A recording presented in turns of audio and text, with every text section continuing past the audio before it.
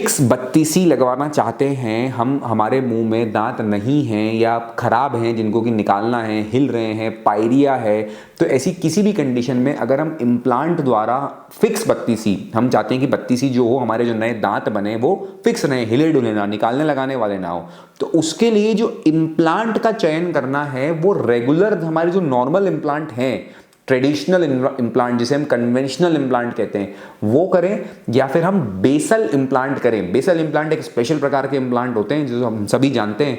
तो ये basal implant सही है या हमारे रेगुलर इम्प्लांट सही है, ये कैसे समझें और क्या चुनें।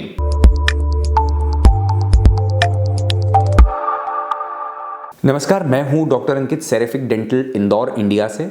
इस YouTube चैनल के थ्रू मैं फिक्स बत्तीसी, full mouth implants, aligners, veneers, smile design, braces, इन सभी ट्रीटमेंट के बारे में जो यूजफुल इन्फॉर्मेशन है ट्रीटमेंट डिसाइड करने में, उसका कॉस्ट समझने में और उसका आउटकम समझने में हमारे दर्शकों के लिए लेकर के आता हूं।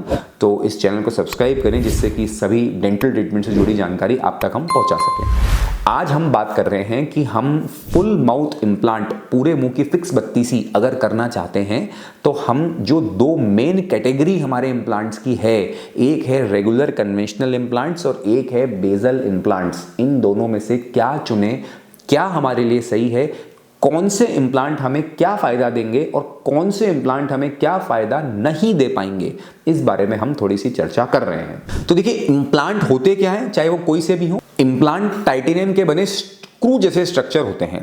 तो ये जो स्क्रू हैं, ये जो टाइटेनियम के बने हुए, इनको हमारे जबड़े की हड्डी में हम लगा देते हैं, टाइट कर देते हैं कुछ इस तरह से कि जो दांत जा चुके हैं उन दांतों की जड़ों को जगह पर ये चले जाएं और इसके ऊपर हम हमारे दांत लगा दें। ये जो स्क्रू है ये हमारी हड्डी से जुड़ जाते हैं और उसके ऊपर जब आप दांत लगाते हैं तो वो दांत वहाँ पर फिक्स हो जाता है। अगर ये स्क्रू नहीं होगा तो जो ऊपर के दांत हैं वो निकलने लगने वाले बनेंगे, हिलते डुलते रहेंगे, जो हम नहीं चाहते हैं। अब ये जो इम्प्लांट्स हैं ये अलग अलग साइज के आते हैं, अलग अलग प्रकार के आते हैं, अलग अलग टाइप के आते हैं। कन्वेंशनल रेगुलर इम्प्लांट का मतलब ये है कि ये सालों साल से किए जा रहे हैं हमारी सोसाइटी में और इनमें जो इम्प्लांट होता है उसमें पूरा ऊपर से नीचे तक थ्रेड्स होते हैं जो कि पूरे जाके हड्डी को पकड़ लेते हैं, हड्डी के साथ पूरी तरह से वो टाइट हो जाते हैं। डरना मत ये सब सुन के कि हड्डी में स्क्रू टाइट हो जाता है, ये सब डरने की कोई बात नहीं है, डरना बिल्कुल नहीं है। आपको पता भी नहीं चलेगा कि आपके मुंह में इम्प्लांट लगाया गया है। इतना आसान और इतना सेफ, इतना बढ़िया ये प्रोसीजर आजकल है। ये 6 मिलीमीटर से स्टार्ट होकर के तो 50 मिलीमीटर तक जो जाइगोमा इम्प्लांट होते हैं, 55 मिलीमीटर तक भी ये आते हैं। बहुत बड़ी रेंज है साइज की। कैसे तय होता है कि कौन सी साइज का लगाना है? ये आपकी सीटी स्कैन में आपकी हड्डी की जो डायमेंशन है उससे तय होता है, जो आपके डॉक्टर करते हैं।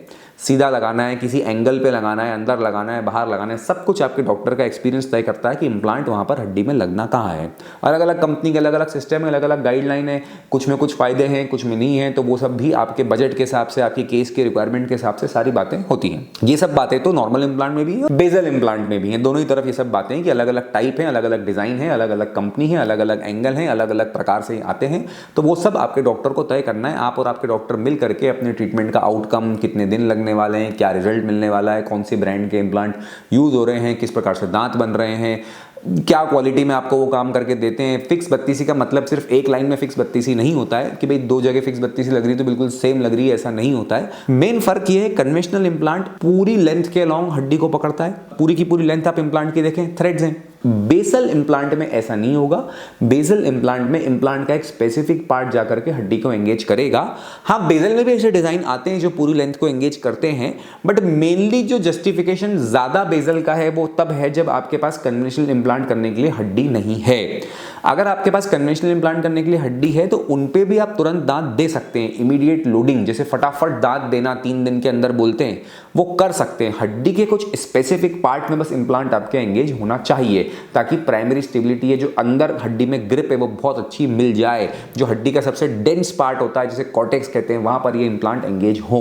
तो बेसल इम्प्लांट बने ही कुछ उस तरीके से होते हैं कि वो उस डेंस पार्ट को या कॉर्टेक्स को जाके पकड़ेंगे ही पकड़ेंगे और आपको वो जो टाइट ग्रिप है, एक पूरा सपोर्ट, मतलब एक बहुत ही टाइट स्क्रू व्हील जो होता है जिसके ऊपर आप बढ़िया आराम से दांत लगाओ, बिल्कुल हिलेगा डुलेगा नहीं, एक मजबूत प्लेटफॉर्म मिल जाएगा, वो आपको बेसल इम्प्लांट श्योर शॉट देंगे ही देंगे। और इसमें आप उस बात पे डिपेंड नहीं है कि 3 महीने बाद आपका इम्प्लांट हड्डी से जुड़ेगा, उसके बाद आप दांत लगा सकते हो, ऐसा बेसल में नहीं है। बेसल में आपको तुरंत दांत मिलेंगे ही मिलेंगे। तो अब अल्टीमेटली कौन सा किया जाए, ये फैसला जो है ये आपके डॉक्टर का है। अगर आपको 3 दिन में दांत चाहिए ही चाहिए तो फिर आप बेजल इंप्लांट करें, उसमें कोई दिक्कत नहीं है, आपको बहुत अच्छा रिजल्ट उस पर मिलेगा। बेजल इंप्लांट में नंबर ऑफ इंप्लांट थोड़े ज़्यादा लगते हैं नॉर्मल इंप्लांट के मुकाबले, ये भी एक बात है जो मैं आपके सामने रखता हूँ। दोनों ही इंप्लांट सिस्टम बढ़िया है। बेजल में फायदे ये हैं कि आपकी कम हड्डी में भी बहुत अच्छा रिजल्ट मिलता है और आपको तुरंत दांत मिलते हैं, तो उस लिहाज से बेजल बेहतर होते हैं। तो एक छोटा सा कंपैरिजन ये कन्वेंशनल और बेजल का मैंने आपके सामने रखा। फिक्स 32C से जुड़ी और भी कोई बात अगर आप पूछना चाहते हैं, डेंटल इंप्लांट से जुड़ी पूछना चाहते हैं, तो आप इन नीचे दिए गए नंबर्स पर संपर्क करके बात कर सकते हैं। हमारी टीम आपको इसके बारे में गाइड करेगी, हेल्प करेगी। मैं सभी को एक बहुत अच्छी मुस्कुराहट, फिक्स, मजबूत, लंबे समय चलने वाले दांत और एक बहुत ही सुखद, आरामदायक, दर्द रहित डेंटल इंप्लांट का एक्सपीरियंस विश करता हूं। धन्यवाद।